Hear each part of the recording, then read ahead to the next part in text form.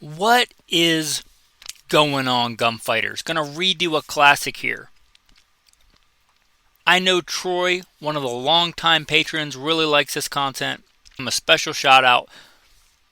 But it's been a while since we've done best defensive 9mm loads. And hopefully, by God's grace, I've gotten better at podcasting. So let's drop the hammer on this topic again. Little bit of a different take. I'm going to go through some of the top defensive 9mm loads, some of the strengths and weaknesses of each. Why you should care what I have to say about defense or 9mm or tactics or any of that stuff is why I put in the bio. So I will put in a rapid fire version if this is the first time you've come across Gunfighter Life, and then we'll get into the main topic, defensive 9mm loads in the year of our Lord, 2025.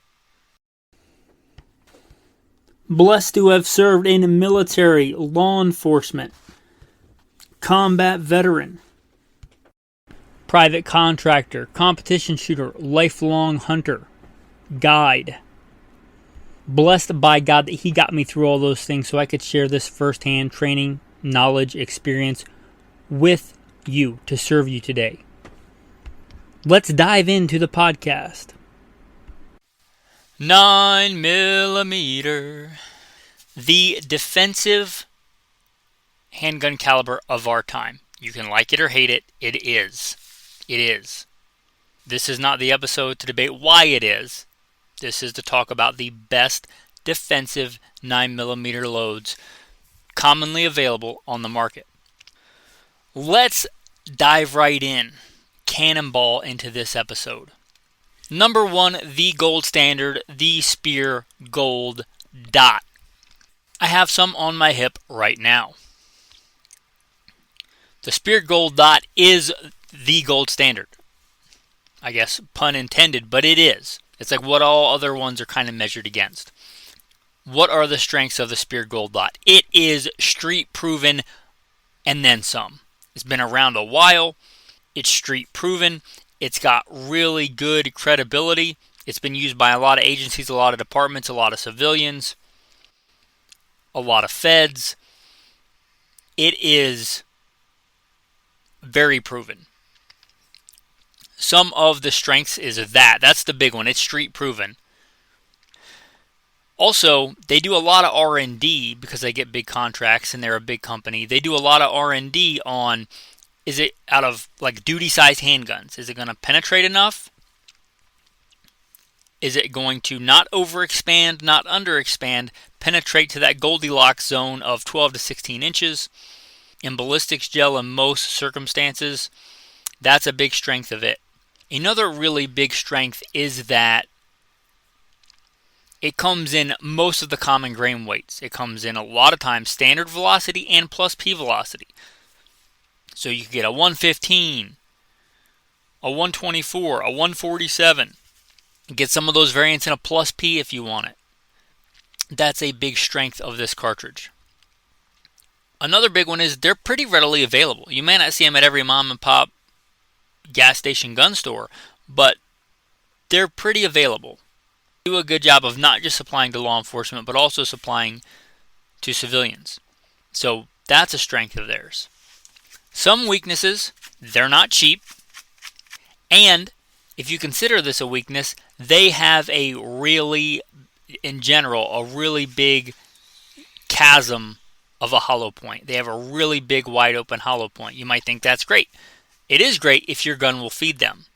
Some guns are more finicky than others about feeding hollow points. Some guns that were designed quite a while ago before hollow points were prevalent may not feed them as well. So you do your own R&D. Don't go shoot a bunch of, whatever the cheapest steel case garbage round nose ammo you can get and then assume that your gun is going to feed hollow points, especially not really big hollow points. So you do have a pretty big hollow point. That could be a disadvantage if your gun doesn't feed those. I should mention they also make short-barreled load, at least one that I'm aware of. So if you're shooting a little baby #MeToo carry gun, check the box, barrel shorter than 4 inches, they make a short-barreled load. because most of these premium defensive loads we're going to talk about were designed for duty-sized handguns, like a man-sized handgun. But if you carry a baby-sized handgun in 9mm, they make a load for that too. So that's also a plus. The biggest plus for me is it's easy to get a matched load in practice ammunition. One of my go-to practice ammunitions in 9mm is Speer Lawman. Speer Lawman is the lawman, to enunciate it, lawman is the training equivalent of their hollow point, so their defensive ammunition. So if your gun, I've preached a long time about don't shoot a bunch of cheap range ammo and then load your gun up with a completely different defensive ammo, different grain weight, different velocity, different powder, different primer, and expect it to shoot in the same place. That would be a mathematical anomaly, and you're trusting your life for somebody else's life to something not proven. Speer makes their matched ammo in the Lawman so you can shoot and practice with a bullet that shoots same point of aim, point of impact, same kind of bullet geometry, dimensions roughly, and all that stuff. So if you shoot a 147 Speer Gold Dot, you can shoot a 147 Lawman. You shoot a 124 Gold Dot, you can shoot a 124 Lawman. You get it. That's a giant advantage to me. That's why I'm starting off with that load. I think it has the most advantages. They also, I'm going to throw this in now, although it's kind of a next generation hollow point, they make the Speer G2. G2 stands for Gold Dot 2, but the G2. It has a polymer, elastomer, rubber, whatever they call it, pre-clogged hollow point. Without getting too deep into that, it's kind of like their next iteration. Not that there's anything wrong with the old ones. They only, I think, come in 147s. But I also really like those. I have used those doing actual stuff. They are a good load, the G2, and the older 147s. I like the heavier, in general, bullets. In general, there are times when you might want something else, but Speer gives you a big menagerie of bullet loadings. The next one I'm going to talk about, Remington. The Remington Golden Saber. These have been around a long time. What made me think of these and talk about these next is the fact that I mentioned that the Speer Gold Dot has a really big, wide hollow point. Well, the Remington Golden Saber does not. It has a pretty small hollow point, and it still should give you some pretty good expansion, but it does it with a smaller hollow point. So, going to the big advantage of this bullet, small hollow point, which means it should feed, if you have a gun that's finicky feeding hollow points, you may take a glance, take a gander at the other gold, the Remington Golden Saber. They also make the black belt, which is kind of a different material belt around the bullet to control expansion. Not all the Golden Sabers are the black belt. You should see black belt on there if they make it, or if that load is the black belt. Their newer generations are bonded. Some of the older generations may not be bonded. You may decide that matters for you or it doesn't matter for you. I see listed a 124 plus P and a 147 in their bonded. I'm not going to go through all their loads. I also see a black belt load for the 124 plus P. Some of the downsides to this ammo, it is less prevalent, especially than the Speer Gold Dot. It does have some decent law enforcement use. Also, it's not as readily available. I don't think they do as good a job marketing to civilians, but it is available. It's not like you can't get it. It's not as available in as many different configurations or many different grain weights. Like most of the other loads we're going to talk about, you're going to have to probably find a matched load for training ammo. I should also mention that Remington got bifurcated. It got split into at least two different things, maybe more, but the two big ones, the gun part of Remington when it went bankrupt and the ammunition part of Remington when it went bankrupt. Sadly, the gun part of Remington has had some issues getting back on its feet, let's say, to be polite. The ammunition company is snapping necks and cashing checks. It is doing real good. Some of the new Remington ammo is some of the best ammo I think on the market, and I have no reason to believe that Golden Saber has suffered any real bad ramifications from the bankruptcy and it getting bought up to another company. Like the gun company, again, they kind of split. So even though they're both called Remington, they're owned by different people, run differently. And the ammunition company, the new Remington ammunition, in my experience, has been nothing but good since that bifurcation. So I just wanted to toss that out there. Okay, one of my personal favorites is the Winchester Ranger and the Winchester Ranger T. These are the Winchester Ranger T, for all intents and purposes. Let's call it what it is, the black Talon without the black coating. And I don't know how much of that black coating was marketing, but they're a really good, vicious hollow point. I like them in 147s. They come in other things. I believe they come in a 127 plus P plus if you want to just scream in high velocity bullet.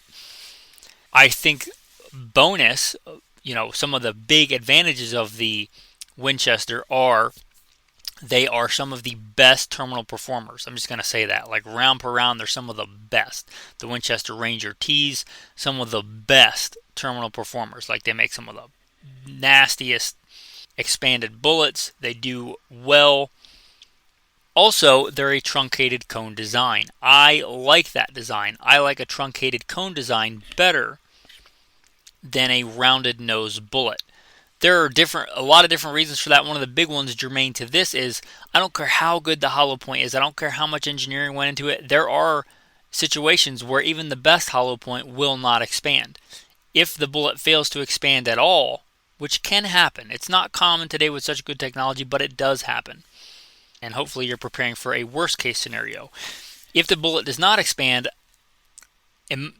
I think, and there's some pretty good evidence, some data to back it up, that a truncated cone bullet design does better than a round nose bullet design. So that's a big benefit to me. It's a big benefit for the Winchester Ranger. These also have pretty decent law enforcement distribution. Not as good on the civilian side. I think they have some other lines that they market to civilians. I'm not going to advocate those here because I don't really have any experience with them. But if I'm going to get, like, let's say a Winchester hollow point, I want like the best if my life or your life depends on it. And I think the best they have to offer is the Ranger and Ranger T. They do make the 147s. That's my preferred Winchester Ranger T 147.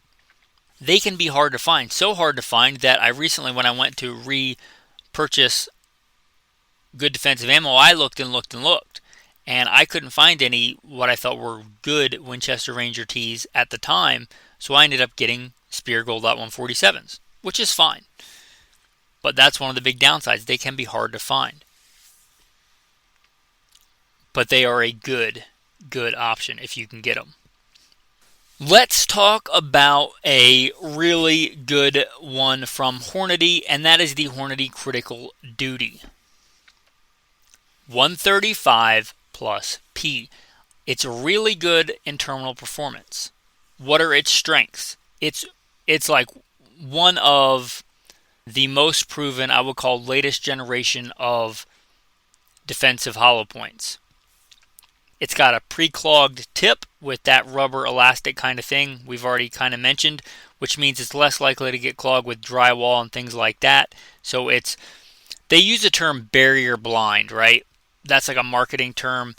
I'm going to anthropomorphize a bullet here and say that it's kind of wise and that it will tend to go through things that you don't want it to expand in, but then still expand in things you want it to expand in. It's got that going for it. That's a big strength.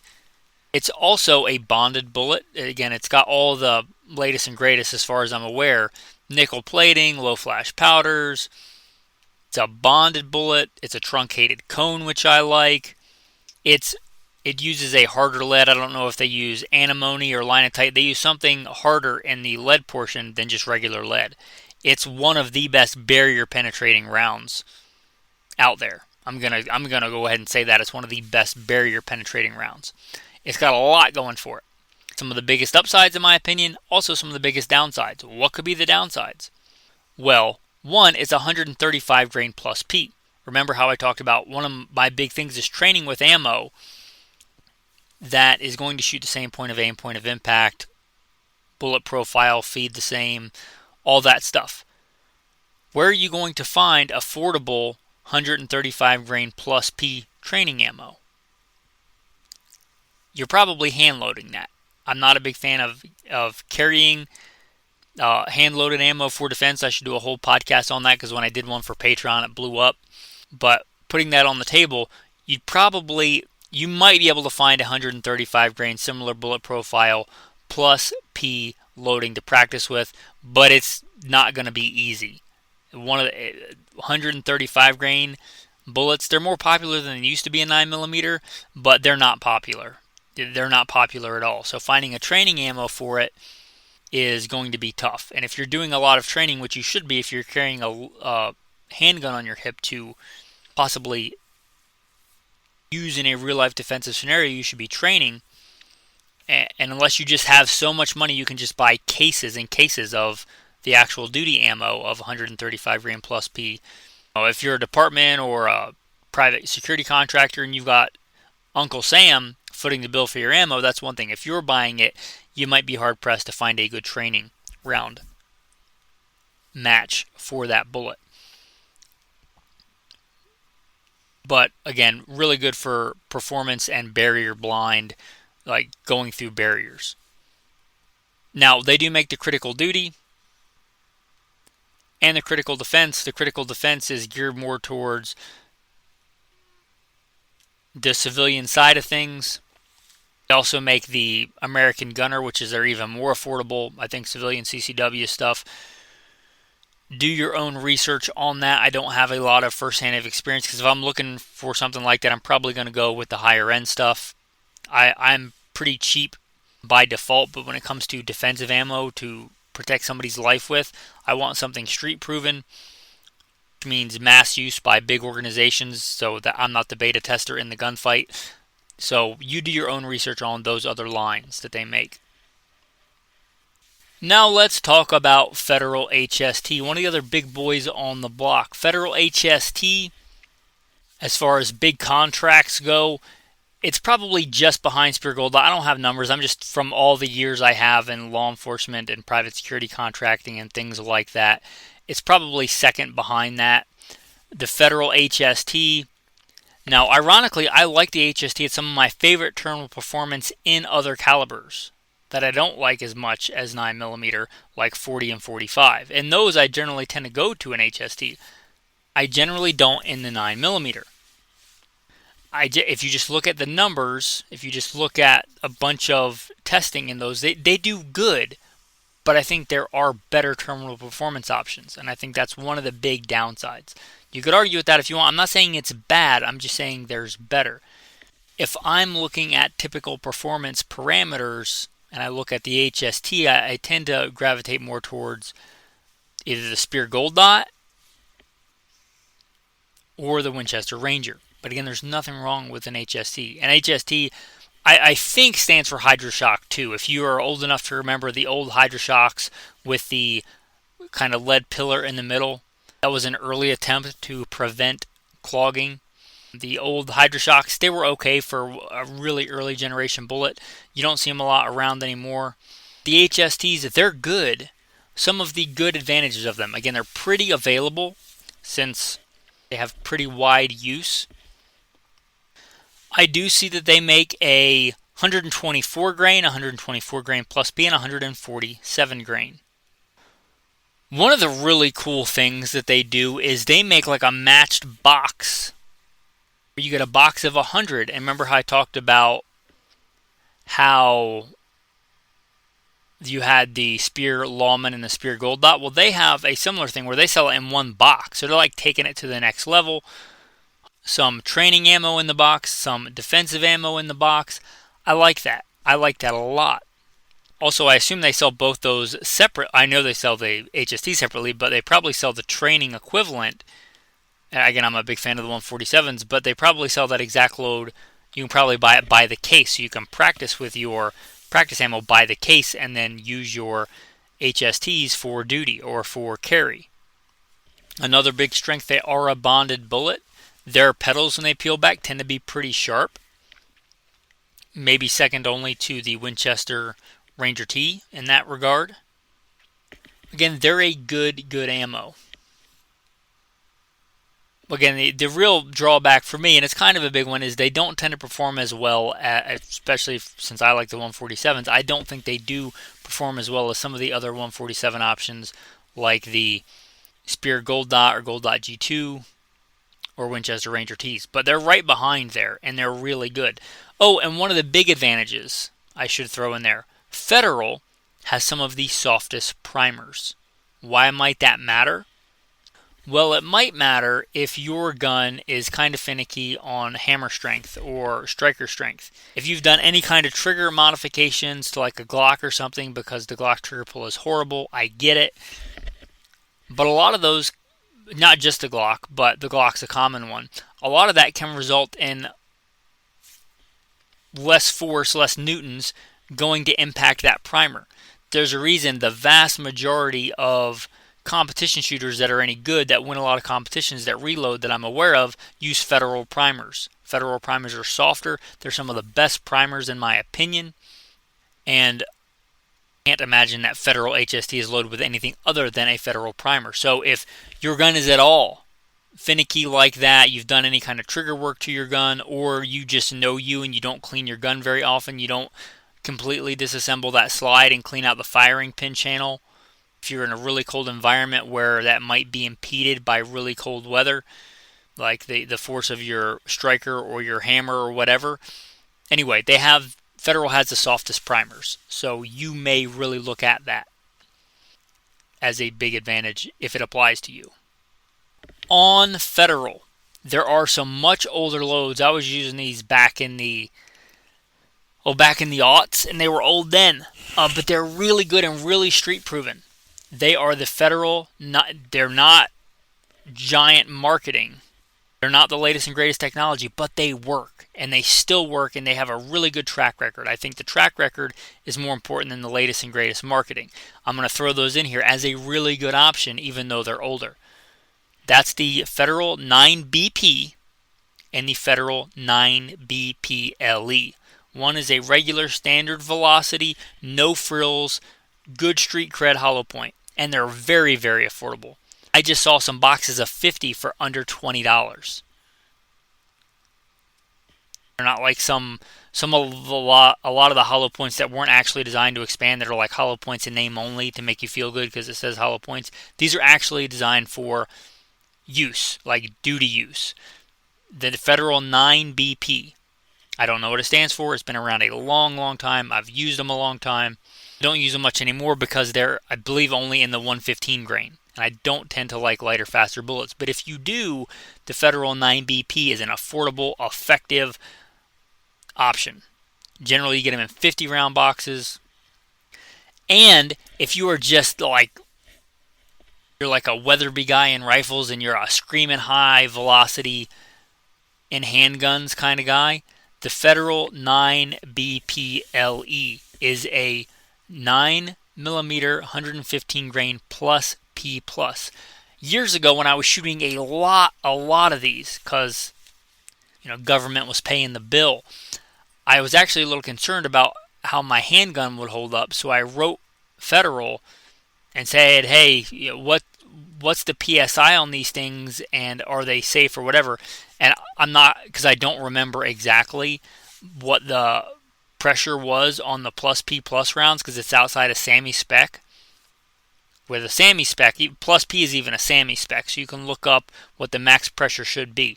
There's no SAMI spec as far as I'm aware for a plus P plus. They're just like, let's just cram a bunch of powder in there and shove that bullet super fast. I wrote to them, and it was quite a substantial increase from regular ammunition. Big disadvantage to the 9BP LE, the LE is the plus P plus one, is you had better make sure your handgun can stand up to a lot of abuse. If you have an older gun, a gun not designed for this, like I wouldn't run these in an old Browning high power or some cheap Turkish clone or something. But if you've got and I'm not going to tell you it's safe, you should probably, if you're not sure that you're going to safe to shoot plus P plus, you probably shouldn't.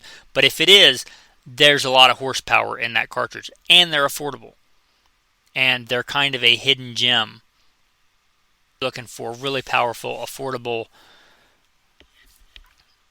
9mm defensive ammunition, and you want screaming fast. Now again, it's plus P plus, so you had better know what you're doing, especially, but you'd probably have to reload if you were going to get a matched training equivalent. Or they're actually not that expensive if you buy them by the case.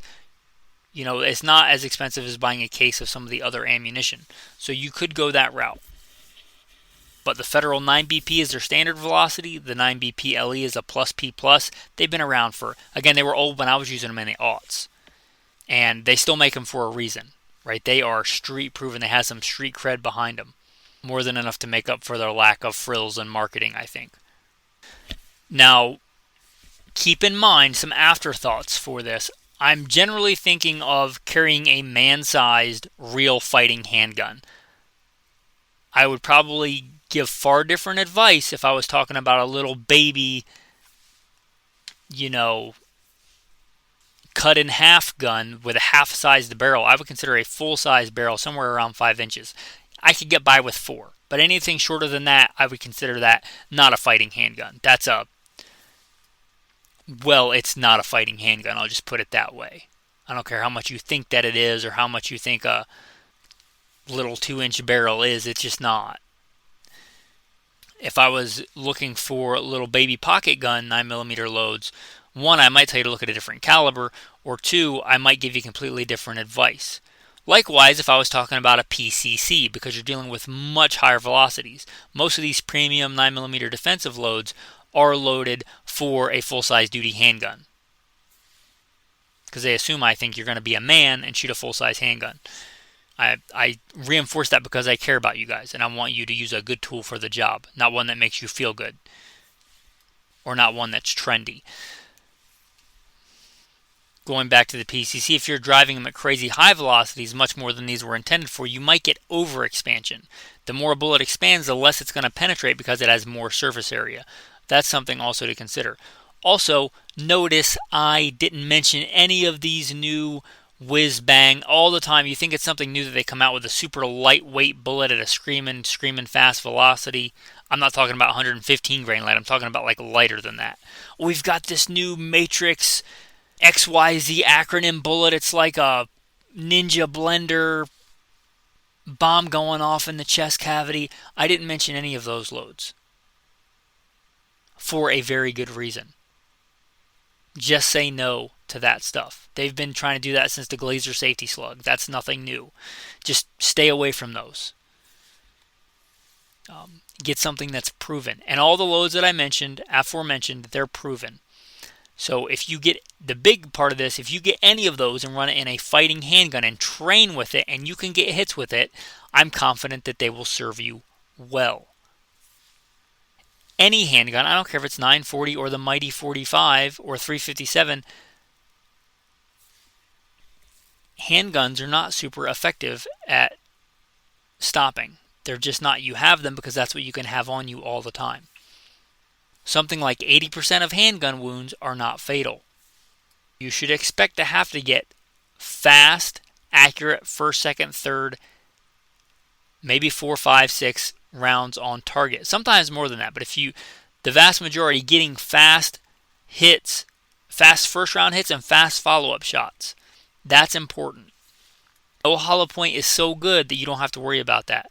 No hollow point is so good that you can just be a bad shot and just hit them anywhere and they're just going to fall over. I don't care if you got a 45 plus P plus P plus P plus.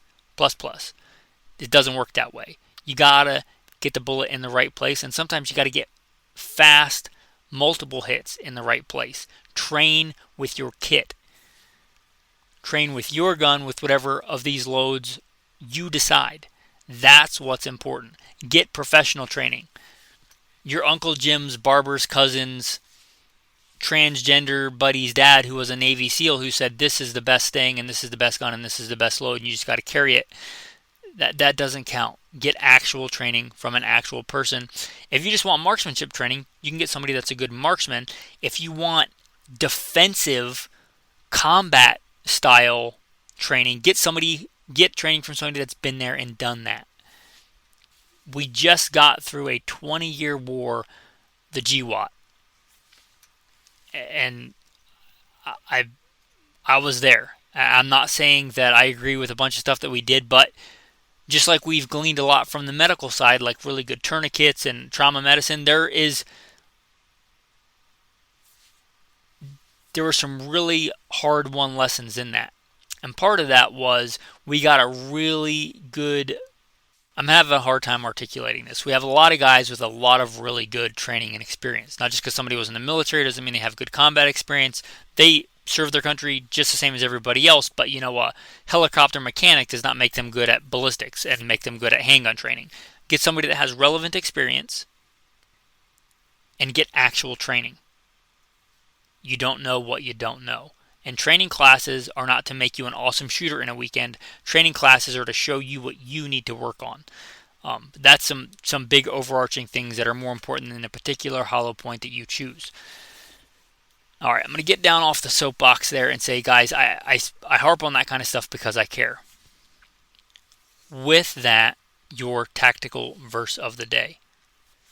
It applies to what we were just talking about. The horse is made ready for the day of battle, but victory rests with the Lord.